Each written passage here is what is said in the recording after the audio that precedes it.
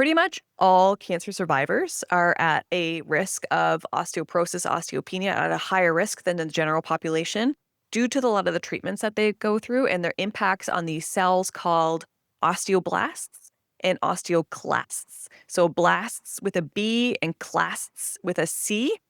Osteoblasts are the bone building cells. They can mineralize the bones and make them stronger. And osteoclasts are kind of like the bone collapsing cells. They are basically sending signals to break down the bone tissue.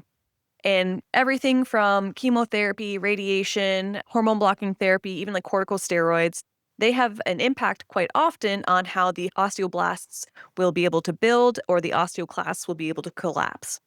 So let's start with chemotherapy, for example, and a couple of ways that chemotherapy can cause bones to become weakened. So when it comes to chemotherapy, some ways that it can impact the bones is that it can actually stop bone mineralization. Bone mineralization is the process of depositing things like calcium and phosphate, which are types of minerals, groups of minerals. And whenever you deposit these things like calcium, for example, you might be a little bit more familiar with, then it helps to harden the bones. But in chemotherapy, it can actually stop that from happening, whether it's killing some of the osteoblasts, which cause the mineralization, the building, or other mechanisms that I won't get into. But basically, chemotherapy can stop that bone mineralization. It can reduce the deposition of calcium phosphate. It can also reduce the amount of calcium available to be deposited.